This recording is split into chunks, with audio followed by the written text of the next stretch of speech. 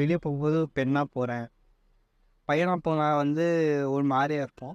இப்போ நான் பொண்ணாக போகிறதுனா எனக்கு ரொம்ப சந்தோஷமாக இருக்குது. வீட்டில் ஸ்கர்ட் மாட்டுறத பார்த்துட்டு கொஞ்சம் பயங்கரமாக அடித்து திட்டினாங்க. வீட்டில் கொஞ்சம் கொஞ்சமாக சொல்ல ஆரம்பித்தேன். பட் ஆனால் அவங்களுக்கு வந்து புரியலை, அவங்க அதை அக்செப்ட் பண்ண முடியலை அவங்களால. வீட்டில் இருந்து சின்ன வயசுலேயே வெளியில் வருவாங்க. ஸ்கூலில் வந்து டிஸ்கன்யூ பண்ணிட்டு காலேஜை விட்டுட்டு வரும்போது அந்த டைமில் என்ன பண்ணணும்னு தெரியாது. ஒரு ஜாப் இருக்காது.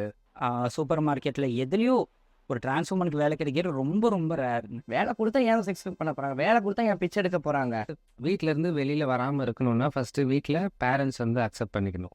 சொல்கிற அந்த பர்சனுக்கு வந்து ஒரு அட்வைஸ் என்ன அப்படின்னாக்க, நீங்கள் அதை பானையை போட்டு உடைக்கிற மாதிரி உடைக்காதுங்க. நான் ஒரு பையனை பெற்றிருக்கேன், இவன் இதெல்லாம் பண்ணுவான், ஃப்யூச்சரில் எனக்கு இது பண்ணுவான் இது பண்ணுவான், ஒரு பொண்ணை கல்யாணம் பண்ணுவான், ஒரு குழந்தை கொடுப்பான் அப்படின்ற அந்த கனவு கோட்டையை நம்ம உடைக்கிறோம் அப்படின்றத மனசில் வச்சுக்கிட்டு பொறுமையாக அந்த கோட்டையை நம்ம எப்படி ரீபில்ட் பண்ணணும் அப்படின்றத யோசித்து பேசணும். Ultimately I am our child. அந்த உணர்வுக்குள்ள பேரண்ட்ஸ் வரும். நம்ம பிள்ளை என்னவா இருந்தாலும் அது நம்ம பிள்ளை.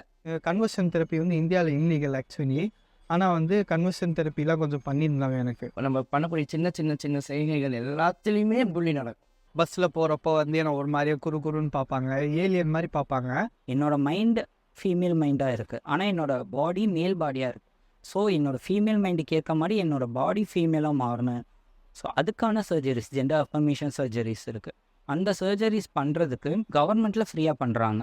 2 ஹாஸ்பிட்டல் தான் இருக்குது. அதில் எத்தனை பேர் பண்ண முடியும் சொல்லுங்கள்?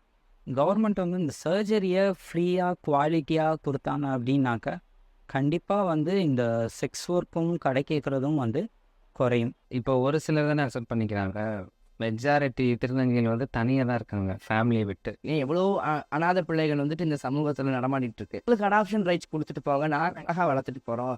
எங்களால் பிள்ளை பெற்றுக்க முடியாதா, எங்களால் பால் மாறின பால் வராதா, பால் கொடுக்க முடியாது, ஆனால் ரொம்ப நல்லாவே வளர்ப்போம் நாங்கள் வந்து. எல்லாருக்குமே அந்த ஒரு ஃபீலிங் கண்டிப்பாக இருக்கும். ஃபேமிலி மிஸ் பண்ணுவாங்க. வருஷம் நிறைய இப்போ ஃபெஸ்டிவலாக இதில் தீபாவளி, பொங்கல், நியூ இயர் செலிப்ரேஷன்லாம் இருக்கும். என்னோடய ஃப்ரெண்ட்ஸ் எல்லாருமே ஃபேமிலியோடு செலிப்ரேட் பண்ணுவாங்க. நான் எங்கள் கம்யூனிட்டி மக்களோடையும் செலிப்ரேட் பண்ணுறேன். பட் இருந்தாலும் ஃபேமிலியோட ஃபெஸ்டிவல் வந்து எங்கள் ஃபேமிலியோடு சேர்ந்து செலிப்ரேட் பண்ணணும், என்னோடய ஃப்ரெண்ட்ஸ் என்னோடய ஃபேமிலி மெம்பர்ஸோட, அப்படிங்கிறது எனக்கு ரொம்ப நாள் ஆசை. அது பார்ப்போம் சீக்கிரம் நடக்குதா அப்படின்ட்டு.